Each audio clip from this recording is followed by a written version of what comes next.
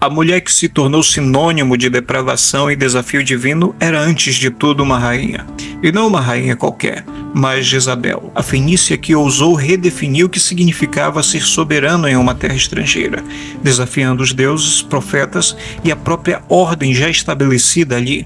Sua história não começa com um era uma vez, mas com o estrondo de um império em colisão, com a fé e sua queda.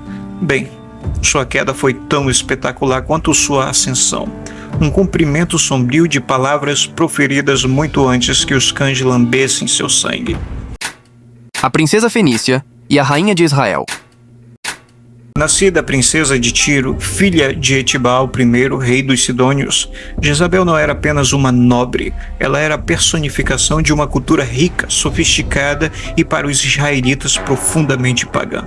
Seu casamento com Acabe, rei de Israel, foi uma aliança política estratégica destinada a selar laços entre as duas nações. Contudo, o que parecia um movimento diplomático sagaz para Acabe tornou-se o catalisador de uma revolução religiosa e cultural em Israel. Jezabel não abandonou seus deuses ao cruzar a fronteira. Ela os trouxe consigo, e com eles a devoção fervorosa a Baal e a Aserá, divindades fenícias que exigiam rituais e sacrifícios que chocavam a sensibilidade monoteísta de Israel. Sobre sua influência, Acabe, o rei que já era propenso à idolatria, construiu templos e altares para Baal em Samaria, capital, e permitiu que centenas de profetas pagãos fossem sustentados à custa do tesouro real. O culto a Javé, o Deus de Israel, foi marginalizado e seus profetas perseguidos e mortos em uma campanha implacável, orquestrada pela rainha estrangeira. Ela não apenas tolerava o paganismo, ela o impunha como uma ferocidade que não admitia oposição. A Batalha dos Deuses. Elias e o Monte Carmelo. Foi nesse cenário de apostasia e perseguição que a figura de Elias, o profeta, emergiu do deserto. Sua voz, um trovão no silêncio da submissão, desafiou a autoridade de Jezabel e a fraqueza de Acabe. O clímax dessa batalha espiritual e política se deu no Monte Carmelo, um palco um pouco dramático, onde Elias convocou os 450 profetas de Baal e mais 400 profetas de Aserá para um confronto direto. A proposta era muito simples. Cada lado construiria um altar, prepararia um sacrifício, mas não acenderia o fogo. O Deus que respondesse com fogo do céu seria o verdadeiro Deus. O dia inteiro os profetas de Baal clamaram, dançaram e se autoflagelaram, mas nenhum fogo desceu. Ao cair da tarde, Elias reconstruiu o altar de Javé, encharcou o sacrifício e a lenha com água e orou. E imediatamente fogo desceu do céu, consumindo não apenas o sacrifício, mas também a lenha, as pedras e até a água da vala.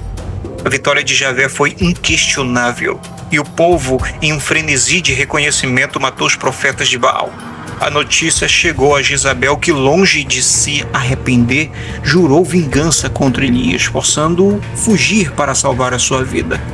Sua determinação em erradicar o culto a Javé era inabalável, mesmo diante de uma manifestação divina tão poderosa. A vinha de Nabote e a profecia sombria. Mas a maldade de Jezabel não se limitava à esfera religiosa. Sua ambição e desprezo pela justiça humana foram cruelmente expostos no episódio da vinha de Nabote. Acabe, seu marido, cobiçava a vinha de Nabote que ficava ao lado de seu palácio em Jezreel, para transformar aquela vinha em uma horta. Nabote, porém, recusou-se vendê-la, pois era uma herança de família protegida pela lei de Israel. Acabe ficou deprimido, mas Jezabel, com sua astúcia e falta de escrúpulos, viu uma oportunidade ali. Ela orquestrou um plano diabólico. Escreveu cartas em nome de Acabe aos anciões e nobres de Jezreel, ordenando que acusassem falsamente Nabote de blasfêmia contra Deus e contra o rei. Com 2 falsas testemunhas, Nabote foi condenado e apedrejado até a morte.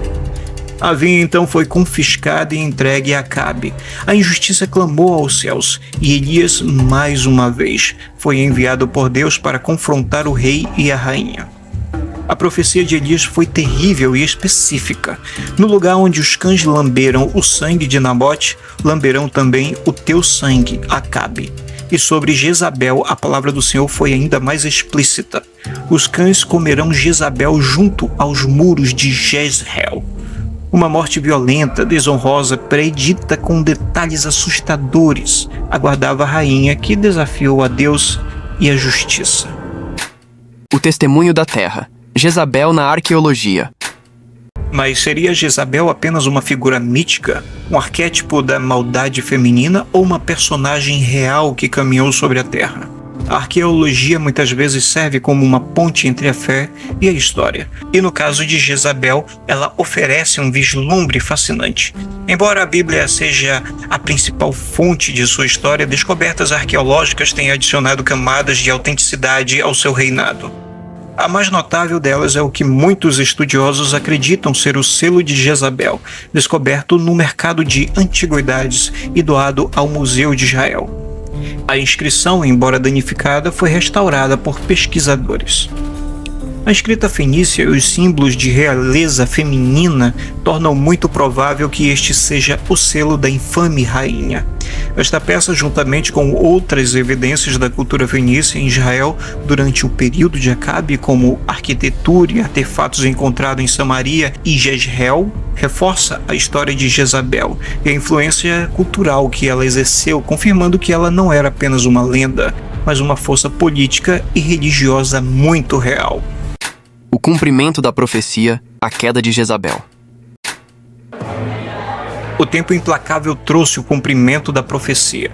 Anos depois da morte de Acabe, seu filho Jorão reinava em Israel. Foi então que Jeú, um comandante do exército, foi ungido rei e encarregado por Deus de exterminar a casa de Acabe, e com ela Jezabel. A notícia da chegada de Jeú a Jezreel, com sua fúria e sede de justiça, alcançou a rainha. Mesmo distante da iminência da morte, Jezabel, com sua altivez característica, não se acovardou. Ela se maquiou, arrumou o cabelo e olhou pela janela do palácio, desafiando Jeú com uma pergunta sarcástica. E ela falou assim: "Acaso vai bem aí, Zinri, que matou seu senhor?" Mas Jeú não se intimidou. Ele perguntou aos eunucos que estavam com Jezabel: "Quem está comigo? Quem?" 2 ou 3 eunucos olharam para ele. "Joguem-na para baixo", ordenou Jeú. E assim o fizeram. Jezabel foi atirada da janela e seu sangue espirrou nas paredes e nos cavalos. Jeú passou com sua carruagem sobre o corpo dela. Mais tarde, quando ele ordenou que a sepultassem, pois era filha de rei, seus servos encontraram apenas o crânio, os pés e as palmas das mãos. O restante de seu corpo havia sido devorada pelos cães, exatamente como Elias havia profetizado. A morte de Jezabel não foi apenas o fim de uma rainha, foi o selo de uma profecia, a prova de que, por mais que o poder humano se eleve, a palavra divina prevalece. Seu fim brutal e desonroso tornou-se um lembrete sombrio das consequências da idolatria e da perseguição à verdade. O legado de Jezabel, um eco, através dos séculos. Assim, a história de Jezabel, a rainha fenícia, que desafiou Israel e seus deuses, permanece como um eco através dos séculos. Ela foi uma mulher de poder inegável, de vontade férrea e de uma devoção inabalável aos seus próprios deuses e crenças. Sua vida foi um turbilhão de intrigas políticas, perseguição religiosa e uma busca incessante por controle.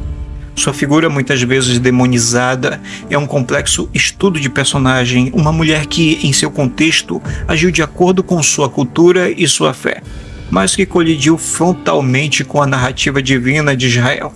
As evidências, sejam elas bíblicas, históricas ou arqueológicas, convergem para pintar o retrato de uma rainha que existiu, que influenciou e que, por fim, encontrou seu destino exatamente como havia sido predito. Jezabel não é apenas um nome, é uma lenda, um aviso e um testemunho da força das profecias e da inevitabilidade do juízo. E como um bonde que segue seu curso, a sua história continua a correr, convidando-nos a refletir sobre o poder, a fé e as consequências das escolhas humanas.